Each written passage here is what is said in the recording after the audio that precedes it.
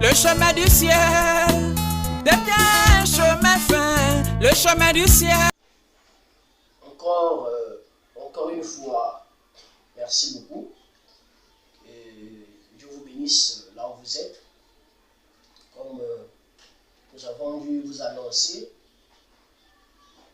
que nous allons continuer notre sujet à parler de l'homme qui doit être conscient. Cet homme-là, c'est qui?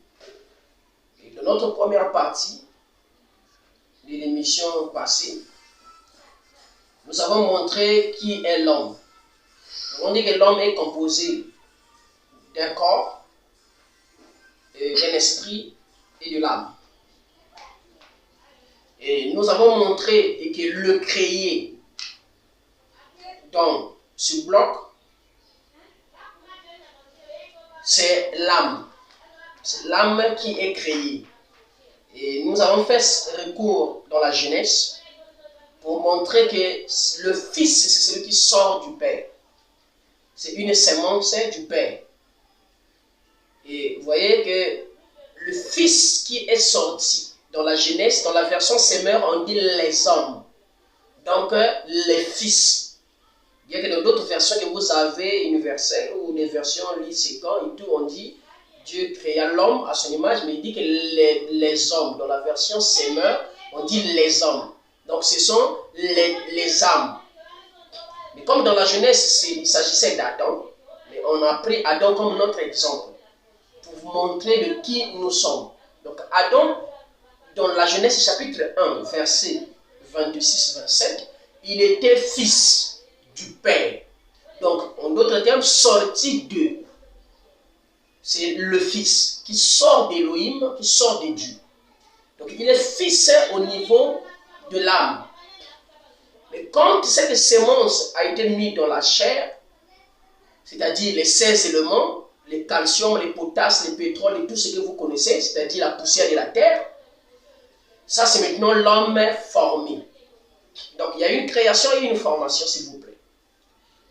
Donc nous sommes en train de panacher là-dessus pour vous montrer de quel homme ici qui doit être conscient, parce que la nature est une Bible, incarne plusieurs événements, incarne des chapitres et des versets, et lorsque nous voyons tous ces événements qui se passent dans la nature, le monde et tout, ça doit nous amener à la prise de conscience, à savoir d'où nous sommes arrivés, où nous sommes arrivés plutôt, où nous sommes allés, où nous allons où, vous voyez, et qu'est-ce qui reste à s'accomplir, parce que la nature s'exprime. La nature, c'est Dieu.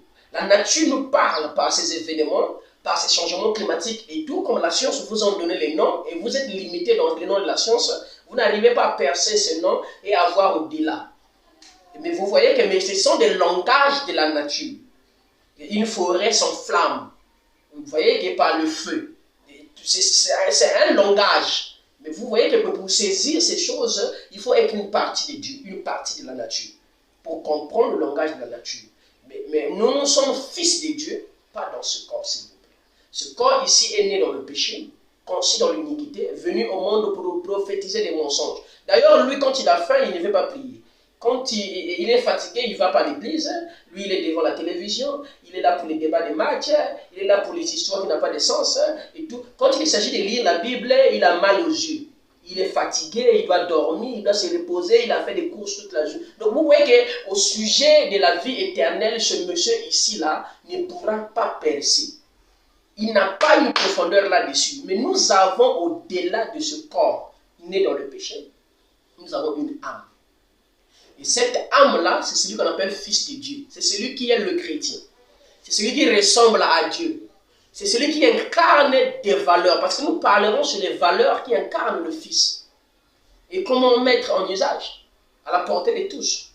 Comment faire usage, à la portée de tous. Et pour que ça soit une bénédiction. Parce qu'autrefois, on a eu à faire ces choses selon les dits des hommes. Maintenant que la parole est venue, nous allons faire les choses selon la parole. Nous avons dit que cet homme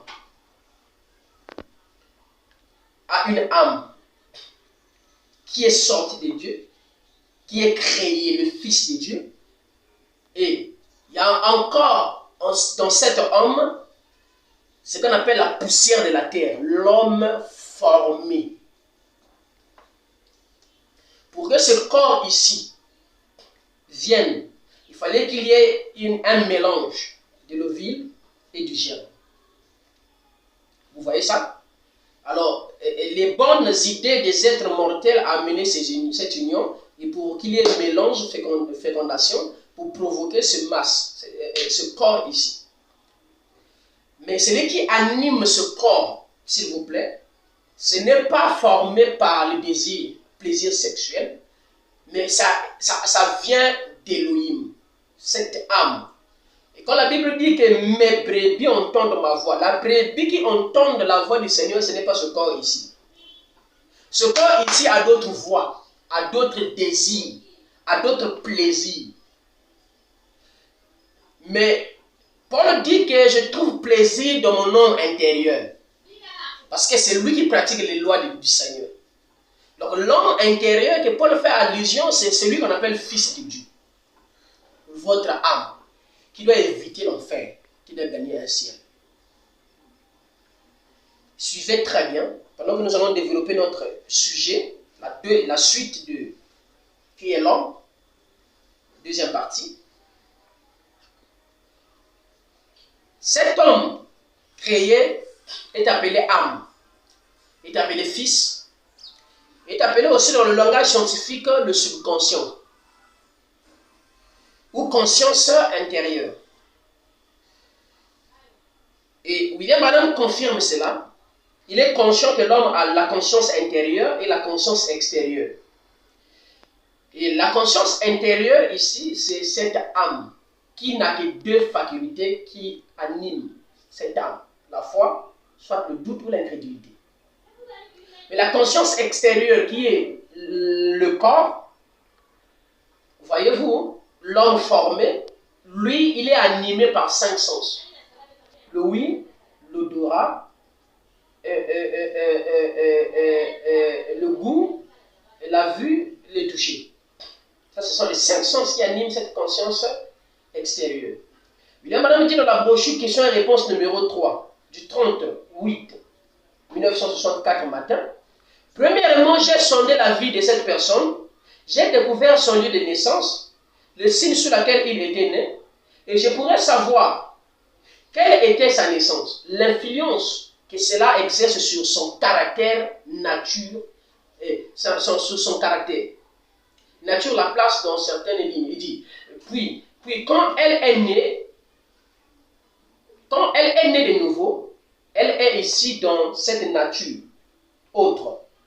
Et vous voyez, quand vous vous trouvez dans cette nature ici, c'est l'intérieur, l'inconscience. La conscience intérieure, il tire les points de suspension, c'est ici. La conscience extérieure vous pousse dans une direction, ça. La conscience extérieure vous pousse dans une direction. C'est une force qui vous pousse dans une direction.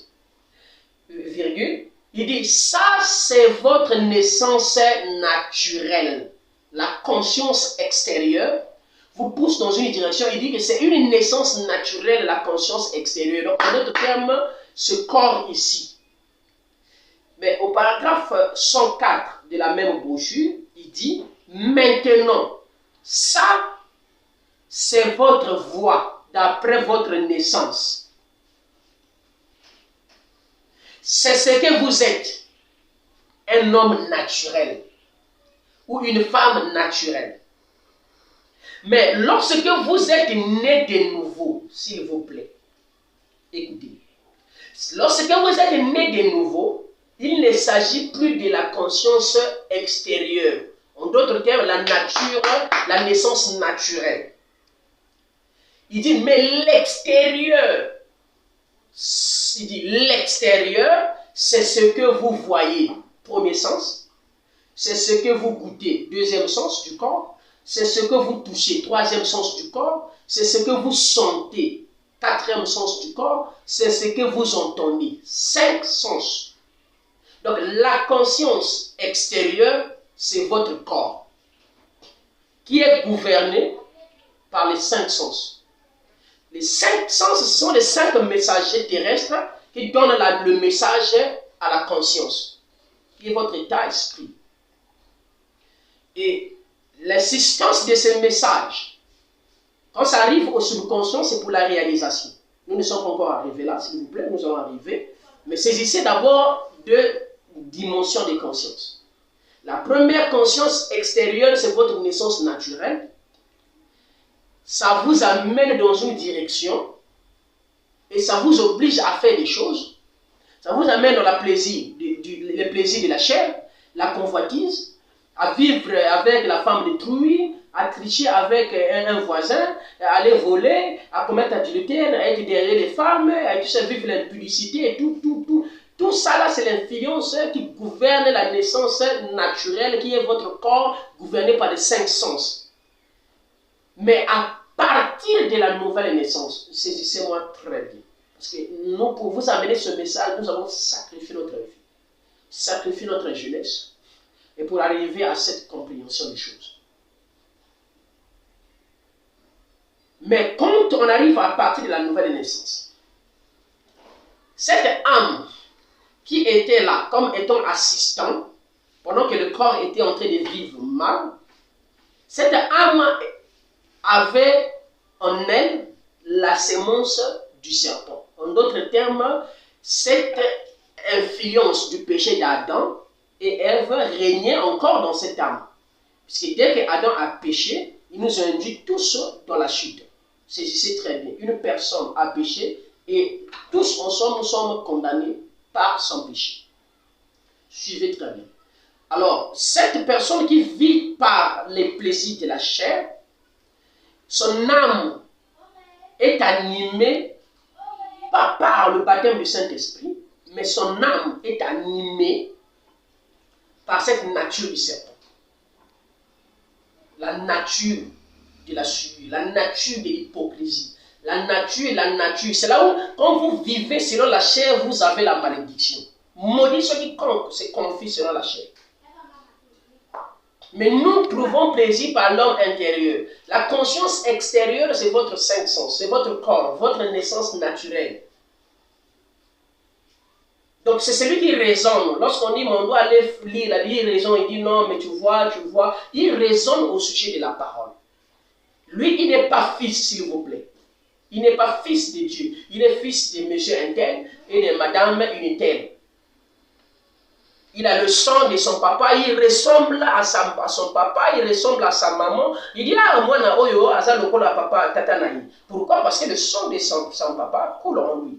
Ça, c'est la naissance naturelle qui est la conscience extérieure.